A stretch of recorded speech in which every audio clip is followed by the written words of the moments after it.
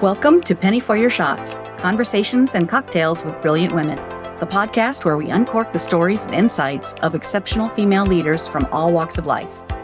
Our goal is to serve up wisdom, tips, and inspiration, and to support each other in rediscovering ourselves and what sets our souls on fire.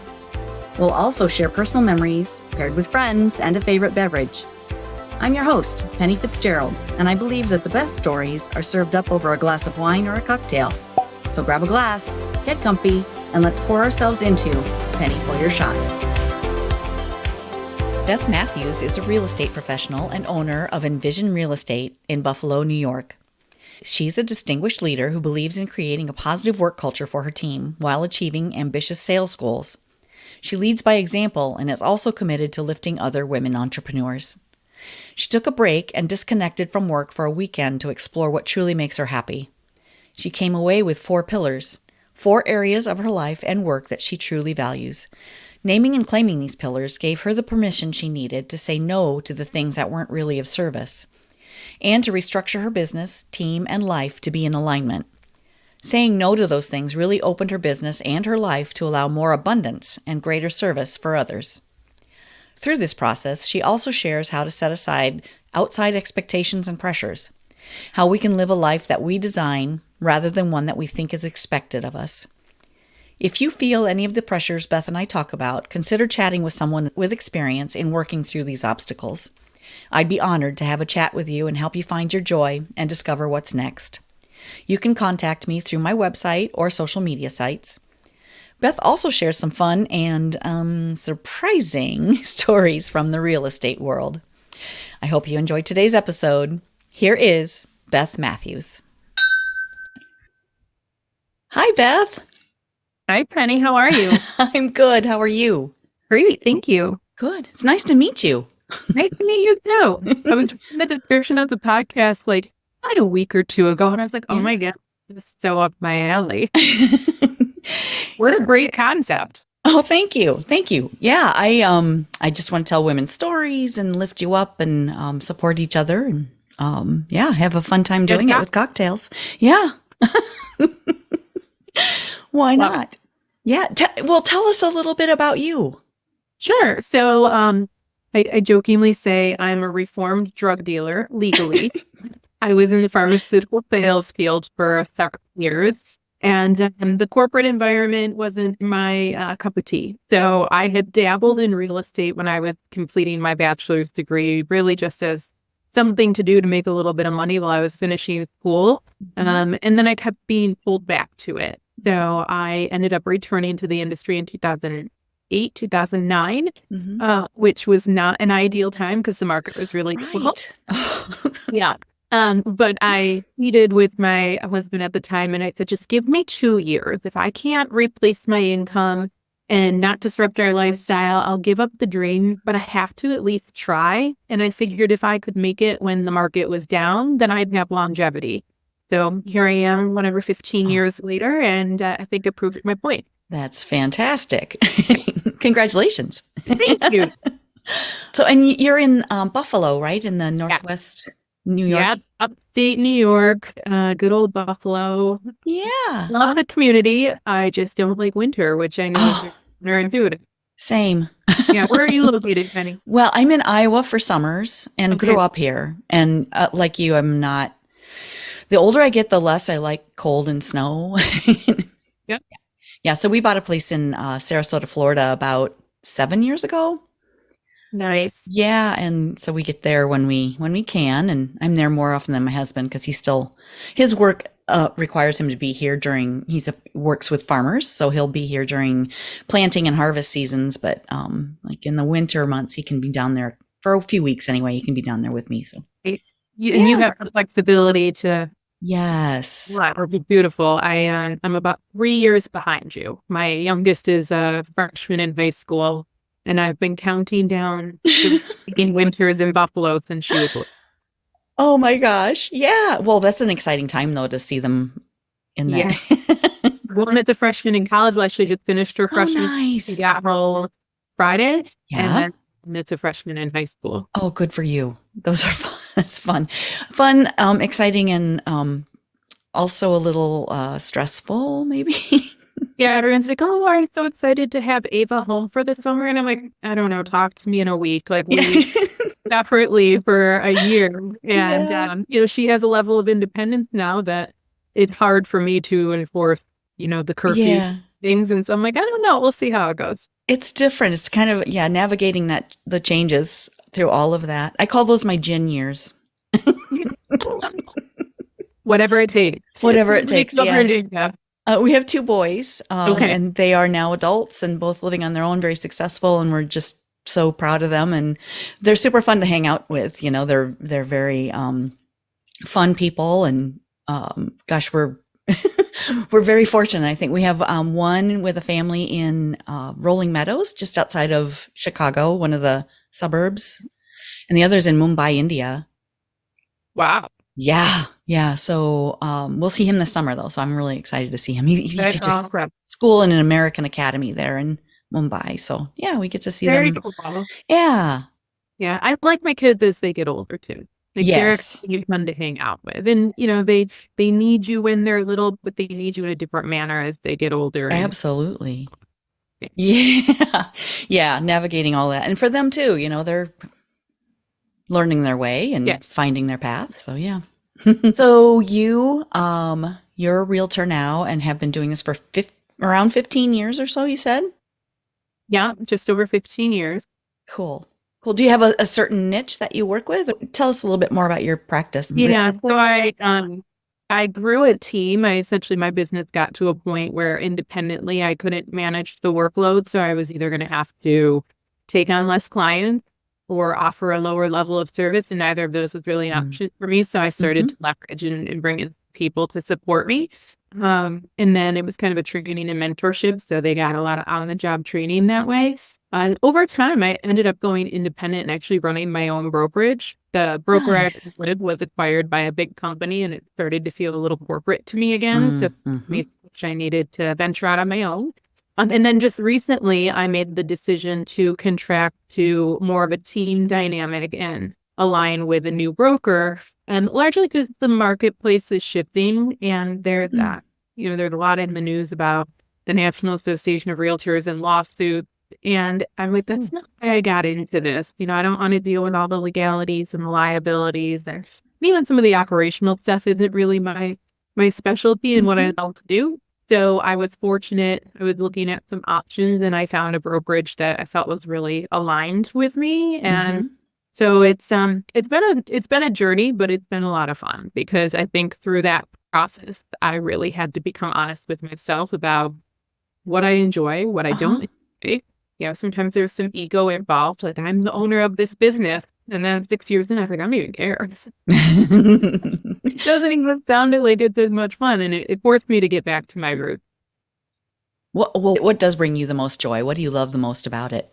So I have a great coach. And one of the things he had me do is to actually disconnect for a weekend and do a lot of reflection, visualization, and say, when were you happiest? And try 4 focus areas in your life that you want to focus on.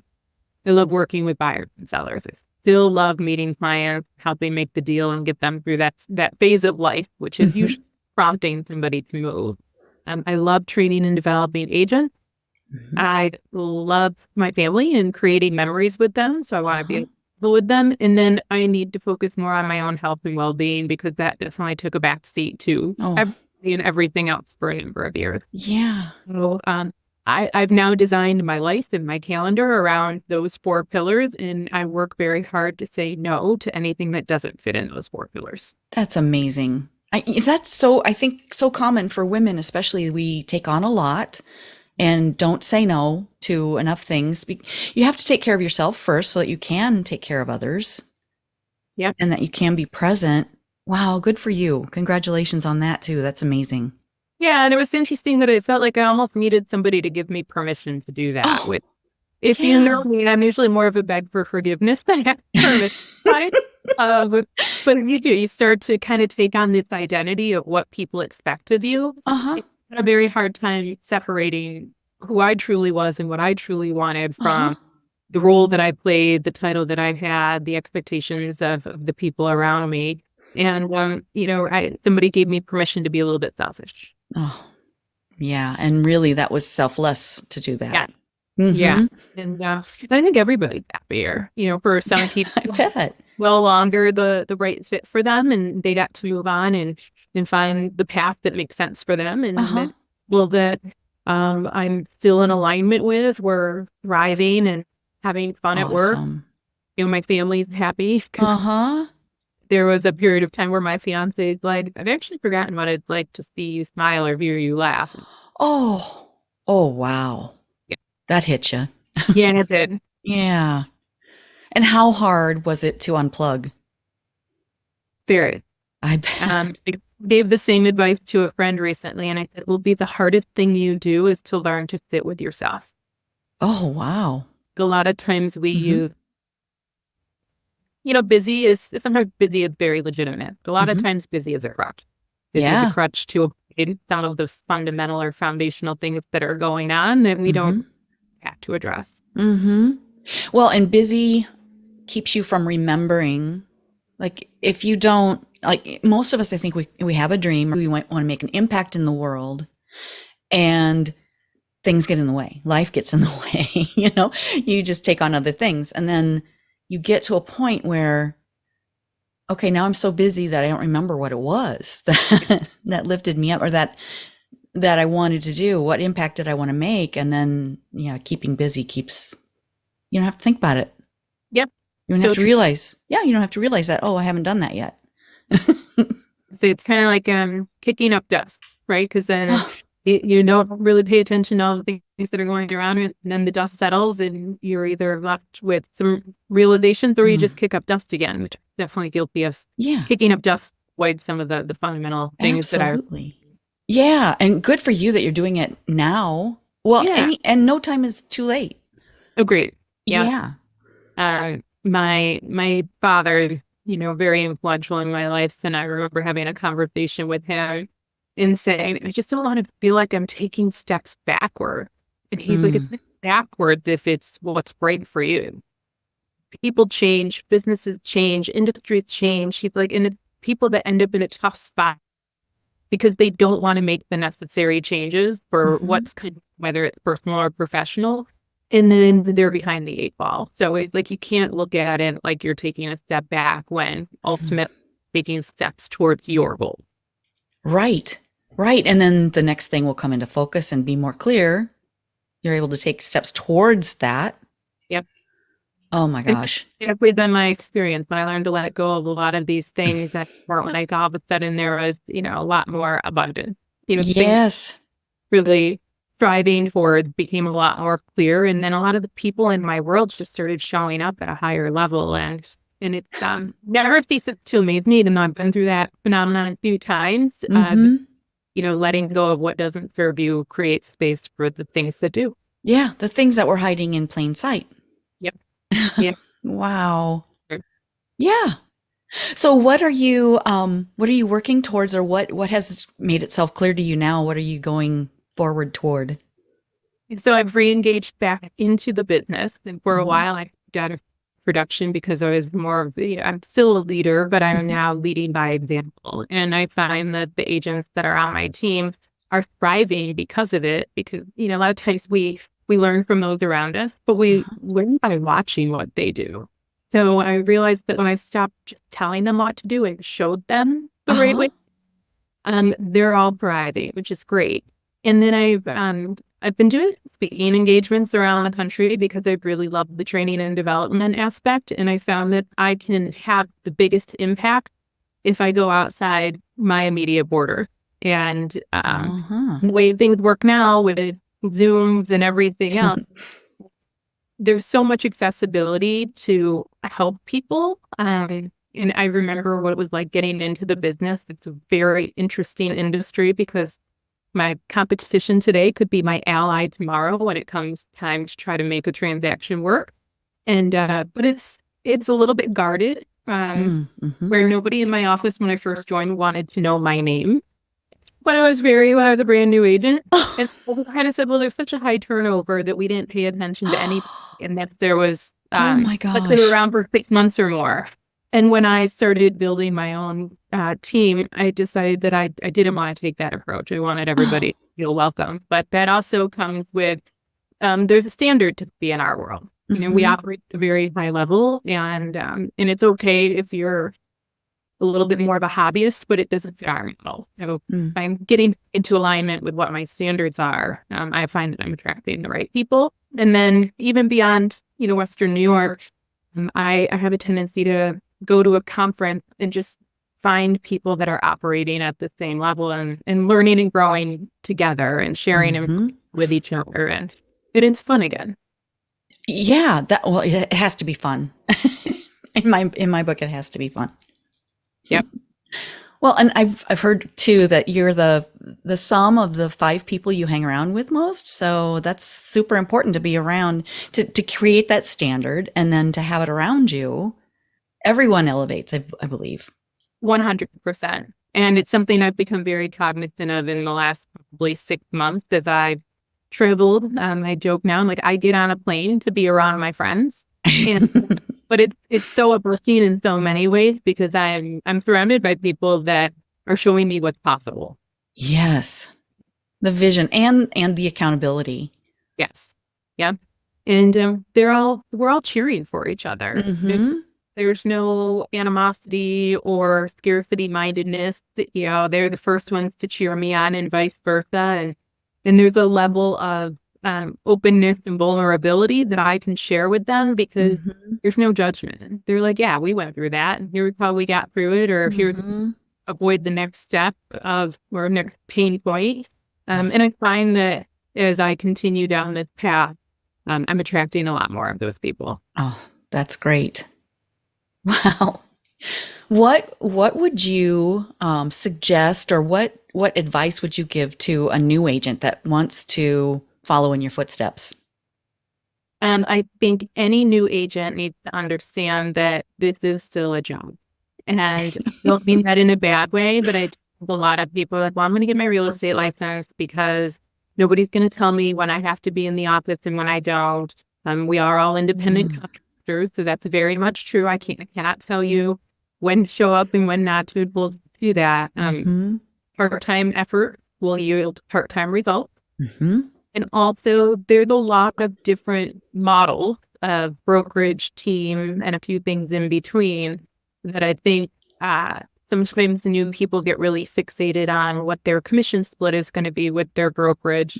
And I encourage them to look at the denominator, because they may offer you a higher split, but if you're not receiving any value in return, you really do need a higher level of support when you're first getting started. And I'm guilty of that. You know, I'm speaking from experience from going to the brokerage that promised me, you know, the top dollar, but really what that meant was I independently was responsible for all of my training, all of my education, and I really didn't have any guidance. So various models, they work for different people at different stages of their career. But I do think for a brand new person, they need to find somebody that can offer a high degree of training and mentorship. Right. Yeah. Well, you gain some of that with experience, but how do you, as a new person, how would you find that without being trained and everybody that has it? Exactly. Yep. Yeah, that's so true what you were saying, that I used to tell my team that your hours are flexible, but not optional. Yes. I love that. Yeah. You know, find when it works for you and your family, but you've got to put in your time and find the right connections and build some partnerships. Yes. Yeah. And the partnerships are valuable. You know, I did very independently for a good portion of my career. And I realized that I was making things harder on myself than I needed to. There are plenty of people out there that you can get in alignment with who are going to show you the way, let you learn from their missteps. And now I get to pay it forward. Oh, that's great. Yeah, I think in any industry, you have to build the relationships, and those are what's going to sustain you. They're going to encourage you and support you, lift you up, and you can pay it forward. Absolutely. That's the goal. Nice. All right. So are you're licensed in New York then, of course, but are you able to sell in other states, or are you focused mainly on New York, or are you Yeah. growing in other areas? So right now I am focused on New York. Mhm. And it's interesting because I am licensed across the state, but the Western New York or upstate New York market is very different than downstate I Manhattan. bet. So I don't venture, A, it's a very long drive, and B, it's a completely different environment in terms of how their process works. Hmm. But my objective, the brokerage that I'm with is licensed across all of the United States and most of Canada. So I do have the option to Oh, expand. And so my next step is likely to, my intention is to get licensed in the state of Arizona. oh, Because nice. I'm looking forward to not spending winters in Buffalo. Yes. My oldest daughter up in college out there, and I've made a few trips, and I like the area very much. So ideally, I'll get to when the market's quiet in Buffalo is when there's a lot of snow. We're a very seasonal market, so then I can hop on a plane and operate out of a warm climate, and then return in time for our busy season and our summers, which are beautiful. That sounds like a perfect plan. Yeah, it's not the plan you have, Benny. Yeah, kind of. Exactly. I love it. Yeah, and that we can make our own choices there. I feel so grateful for that. Yeah, yeah. I mean, I joke now, like I'm completely unemployable after being I self-employed know. so long that Uh-huh. can you imagine having to go back into a more traditional environment. And yes, No. it's that many times I work longer hours, but it Mhm. doesn't feel like it because it is on my terms. Exactly. Our terms, and we're working with people we choose to work with. We're having fun along the way. Absolutely. I just saw on your social media that you were recently in Scottsdale. Did I see that you had a speaking engagement there, or you won an award? I was with a group of women. There's a group that I'm a part of called She Inc. And Oh, it's not nice. all real estate professionals, although there's a healthy number of us. And it's high achieving women that are all supporting each other and learning everything from how to be more mindful and healthy to how to generate wealth. And it was a blast. I think sometimes we all they can be lonely. Mm. Especially when you end up, kind of evolving beyond a group of friends that you previously had, that when you put yourself in rooms with people that are all doing things that you strive for or that you can help with, it's magic. You can never have too many friends either. No, no. And yeah, these women are great. And it's interesting. Oh, Most of us were meeting for the first time that weekend. oh And wow. without a shadow of a doubt, I generated some lifelong friendships from Yeah. and, being with like-minded women. Oh, that's so important. Yeah, To, to, powerful. yeah, absolutely. Yeah, I feel like you have friends that you've had for life, but they may be in a different place in the moment. And I think that happens so commonly. I mean, some of us have had children, and our kids' parents become our friends. Mhm. And then, um, yeah, you get back to like who you hung out with in high school, who you had friends with in college, and reconnect with some of them, and some of the friends you've had through businesses, and yeah, they're all important in different ways, and lift you up in different ways. Absolutely. And Nice. sometimes we put a lot of negative pressure on maintaining the friendship to the caliber that they were. But the reality is Mm. grow and evolve. Hmm. And I can honestly say that there are people that have been really important in my life that we may not be as close today. Hmm.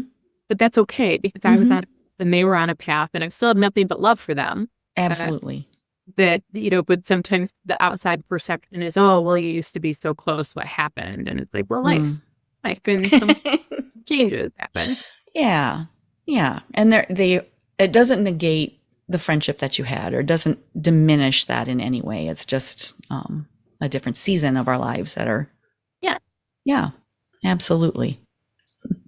Well, what things have I not asked you that you want to share with people? Oh, wow. Well, we haven't talked about our favorite drinks yet. No, of course not. Yeah, we'll get to that for We'll sure. get, we will get, um, I think one of the things that I've been sharing a lot, and we talked about it early on, is, to really take a step back and not be so focused on what the expectations of you are. I said for a period of time, I felt like I was playing the role of myself rather than Oh, really wow. being myself. Uh-huh. Uh, it felt funky. Like I went from a place of truly loving what I do and loving the people that I was doing it with for a number of years. And then all of a sudden I was having the Sunday night scaries. Like I didn't remember like the last time I dreaded a Monday morning. And it was hard. It was hard to come to terms with that. And Mm-hmm. point time that I considered just walking away from the business and handing it Oh, over to somebody else. But I feel very fortunate that I had the courage to talk to people and talk to somebody, like I said, my coach, who gave me such profound advice that I think regardless of where you are in life or what industry you're in, it's important to take a step back and make sure that you're actually living your life by your design and not the expectations of those around you. oh, wow. How did you come to terms with that? I mean, how did you realize that I need to talk to somebody, or I need a coach, or I need to figure this out? What drove you to that? It really stemmed from the Sunday evening, like hit in my stomach. Yeah, I'm Mm-hmm. fortunate that really hadn't struggled with, like any type of anxiousness in the past. And I'm like, what is this feeling? Why is my heart racing? Why am I not sleeping well? Oh, And then even, when I think the people that are around you the most, they start to see things shift and change. And mm-hmm. it was just not happy. And my fiance said it and my daughters noticed it. And they're like, Mom, what's going on? And there were a lot of days that I'm like, I feel like I can't get out of bed today, or I don't Mm. want to work today. And just through like, a moment of working with a real estate coach who has become a very dear friend, and we were kind of analyzing some of the data, and I think I made an off the cuff comment like, I don't even know if I want to do this Oh, anymore. And uh-huh. he's like, okay, let's unpack that. And Uh-huh. that's all it stemmed from, was this feeling in my gut that something wasn't Mhm. right and I wasn't sure what it was. And so I think sometimes our first reaction is to retreat. Uh, Uh-huh. your second reach is to blow everything up. And then Yeah, yeah. through that conversation, he helped me realize that, it's not going to be an overnight fix, but you don't have to retreat and you don't have to blow it up. There's ways to start to correct the path. And I think, probably, gosh, been several months. It's been nearly a year of kind of unraveling some things and having some really honest conversations with those Mm-hmm. in my organization, and just saying, guys, I haven't been happy. I haven't been showing up for you as the leader that I should because of these reasons. And I really need to get back into alignment with why I started in this industry to begin with, which was Mm-hmm. lives and elevate the industry and operate at a higher level. And so that's what we're going to do. And I also had to come to terms with the fact that that wasn't going to be everybody's journey. And you Mm-hmm. hate to see people leave. But I also didn't want anybody to go through the feelings that I was going through, that if this wasn't the right place for them with the direction I was taking things, I just said, I love you and I want to see you win. So how can I help you do that?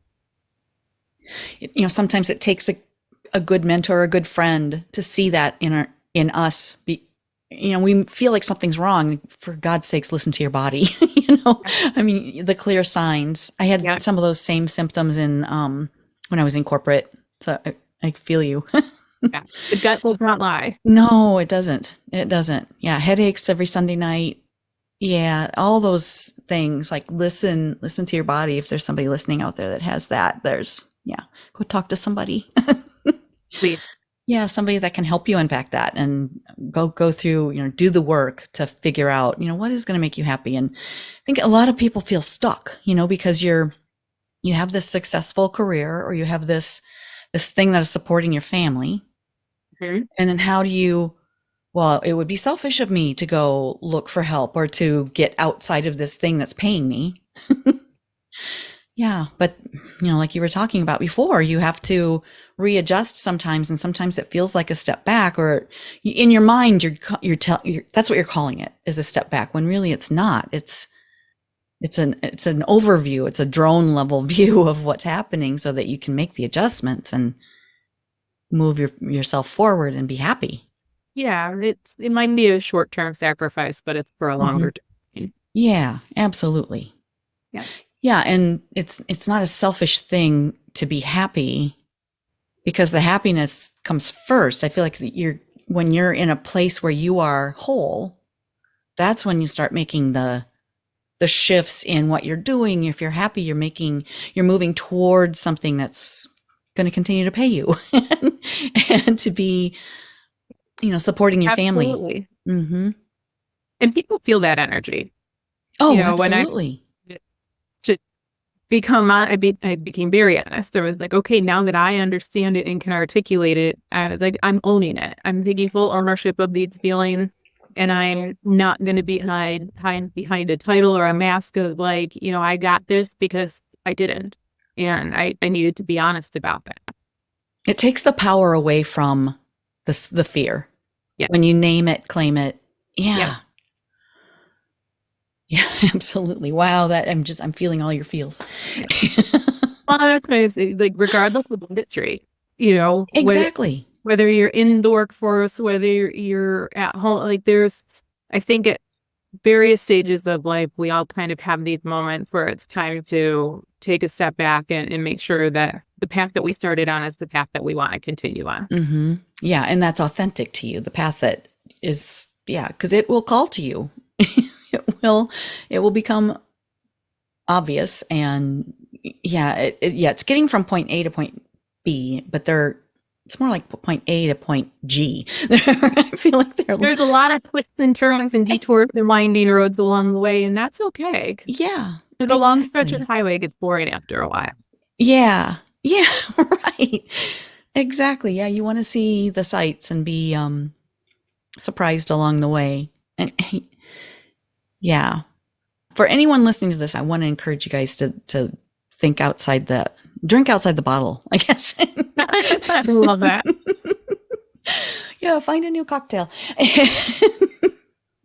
Yeah, because it's scary, right? I mean, stepping out of that comfort zone and what and where do you start? And, you can find a coach that is aligned with what you want to do, or you can read some books or start journaling or go online and search for people. There are a lot of us coaches out there on YouTube and having podcasts.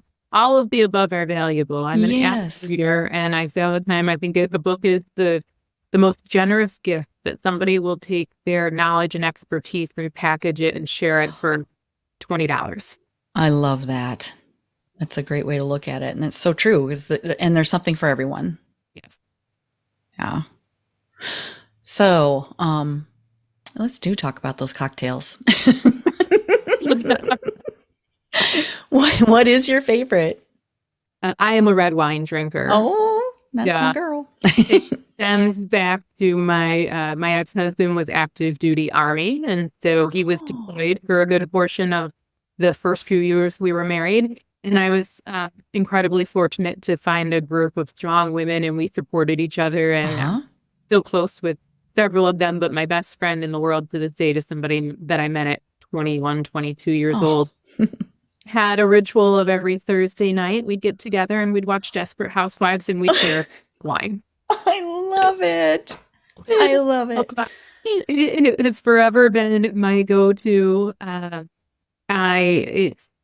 I don't drink as much as I used to, just in terms of alcohol in general. And I found I love the ritual of certain things. So I'll grab an NA beer or I'll have a mocktail, but nothing replaces the thing when it comes to a nice bottle of wine. Yeah. So that's more of the nostalgia.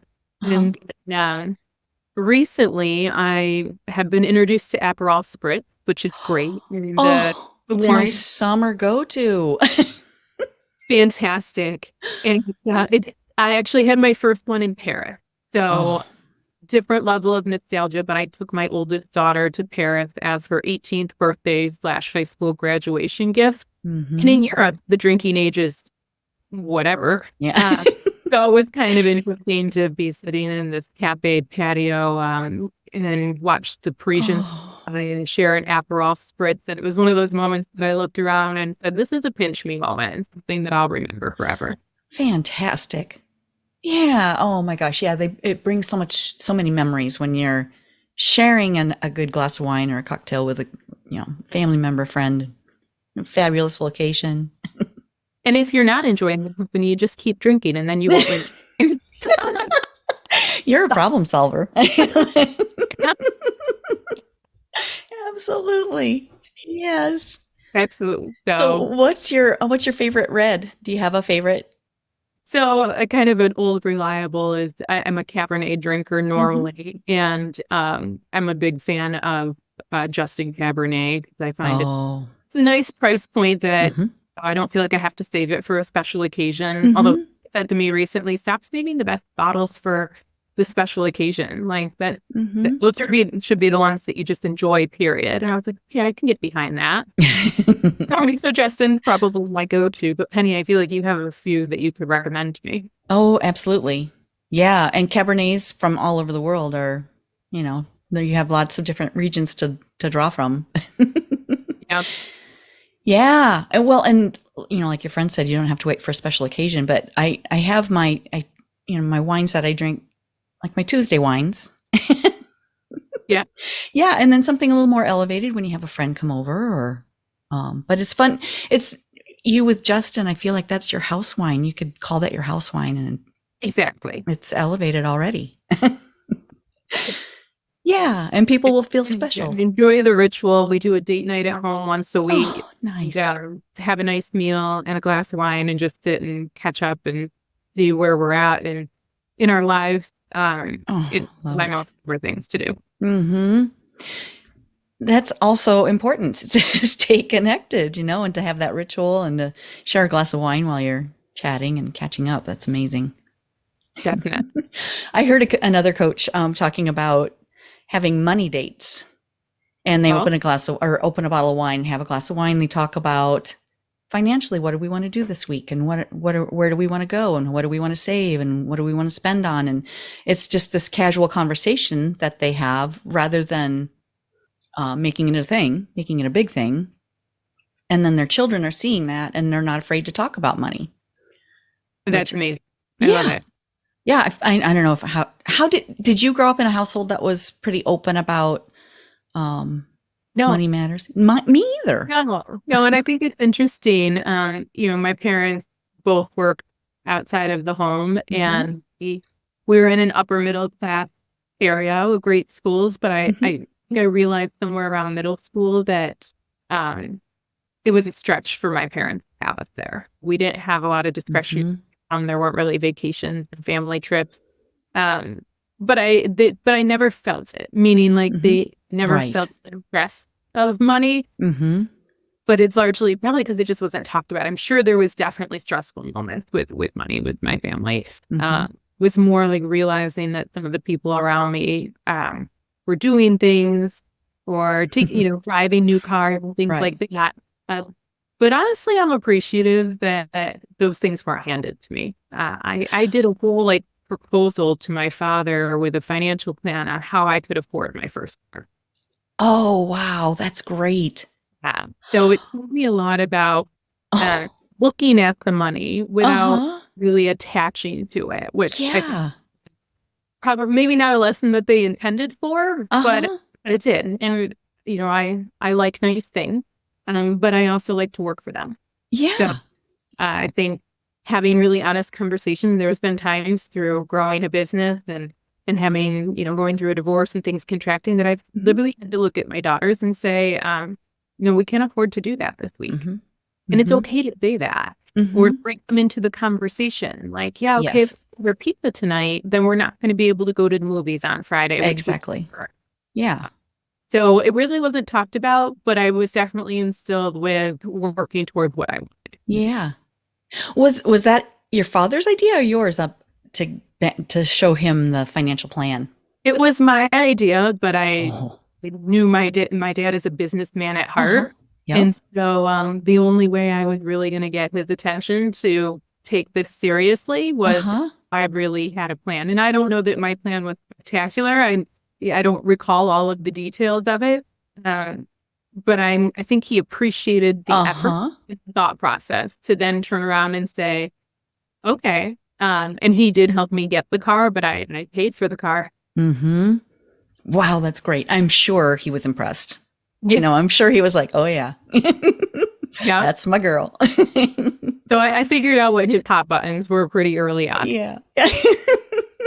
Where my mom, I love her to death, but she's a little more like emotionally driven. Like she doesn't need that. And I was like, but I was working. I involved in my school, so it was getting to a point where I think they were like, it would be kind of nice if she had a car so that we didn't have to worry about getting her. Yes.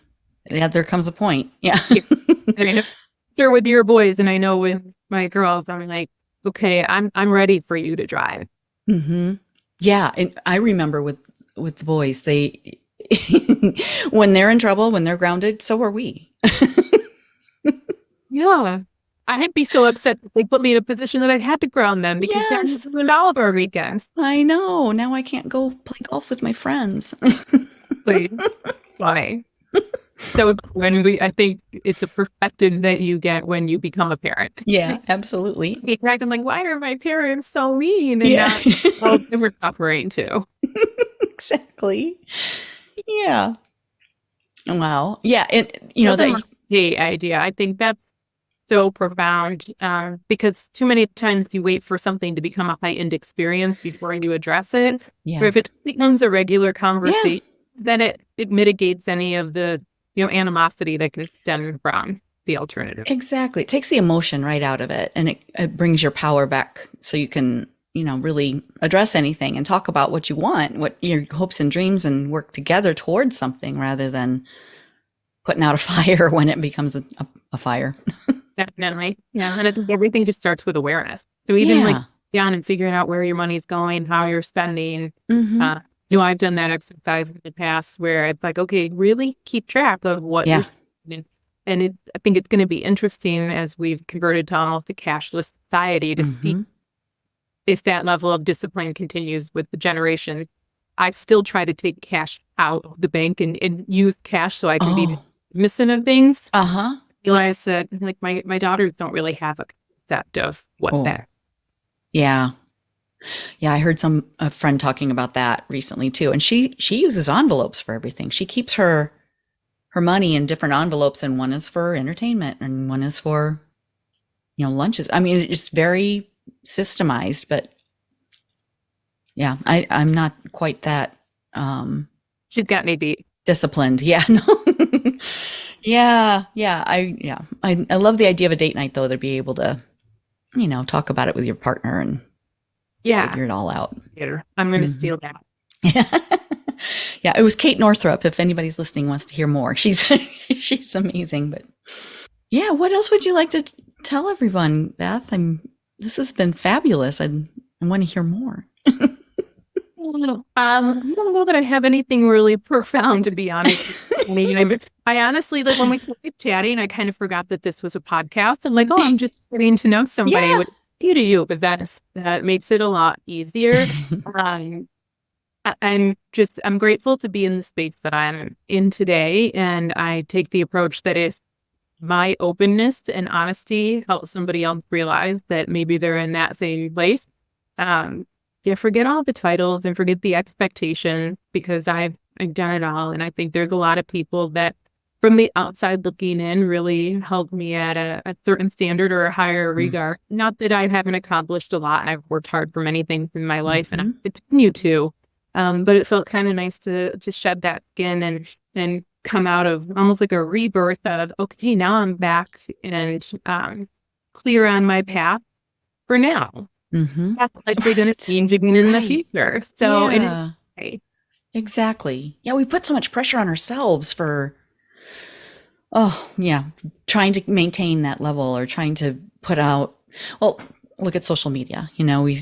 A lot of people get on there and aren't really themselves on social media, and it's something that I think it's part of why the real estate industry is under attack. Candidly, there's been a lot of news about the lawsuit with the National Association of Realtors and all of the ancillary suits that have spun off from that. And I'm not going to speak to like whether I think it's warranted or not. It is what it is. But I do think that one of the challenges is that in the real estate industry, we're all posing with the sold sign and handing over the keys and smiles. And that's great. That is the objective.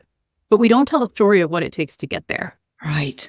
And there's so much involved. And I think that's true with any industry, that just because we make it look easy doesn't mean that it was. Paying for somebody's experience. So one of the things that I've been encouraging my agents to do is tell the real story. All the challenges, tell about the deal that fell apart, show the home that is, has a whole bunch of stuff in it from a hoarder. Or I joke, we had an agent recently post a home that he walks through, and all of a sudden he's showing a house, and it's in the city of Buffalo, and all of a sudden a chicken runs through. I mean, these are like in the house. Stuff that really happened. And I think it's so important to tell the real story. Absolutely. I think there's going to be a whole movement. Yes, we love our highlight reels, but I feel like there's a movement coming toward authenticity.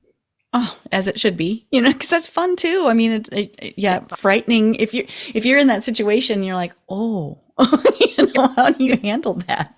Yeah. Oh my gosh, that's fun. So do you have any fun stories to share from your experience? One of these days I'll write a book, and it may not be the most, profound in terms of life altering, but it'll be entertaining. That's good. We need to be entertained. There's been several, back when I was showing how military town, a lot of times somebody would have to relocate. Their duty station changed. But they wouldn't have any equity or enough equity in the house for it to make sense to sell. So a lot of times the homes that we went into had tenants in them, and a lot of the tenants were young soldiers. And so there was a day that I was showing a property to a family with 2 young children, and we had all the approvals, and everybody said, the house will be vacant.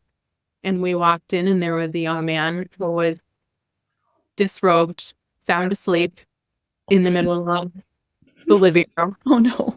He clearly had too much red wine the night before. He would try to get over it, but also shelter the children. I was like, oh, it was a family? About this with nobody told you about this when you're getting your real estate license.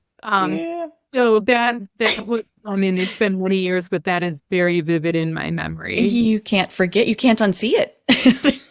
No. And I'm like, how do I give feedback to the agent about this? We really didn't get a chance to see the house because we were caught off guard by the naked gentleman passed out on the floor. And also, thank you for your service. He never woke up either. Oh my gosh. He was breathing, wasn't he? Yeah. Okay. Yeah, because we got a call later. Well, I got a call later from the agent, so apologetic. And he had forgotten that there was a Of course. Yeah. Yep. Young man. Yeah. There's, stories of going to show a house and like falling downstairs or, but it's just life stuff that happens. And you learn to laugh. Yeah. Otherwise, what are you going to do? Exactly. A number of times that a key wouldn't work, that I've climbed through windows and the realistic side of real estate versus selling sunsets and $1 million listings. Those are fun. But let's just say that I put on some work boots to traipse through a house that order and all those things.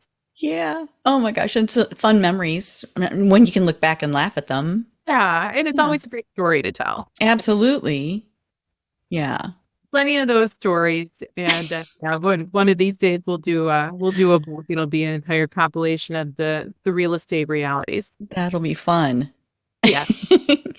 Well, and it's not only the life things that are the funny things to look back on, but then also the not sure what to call it.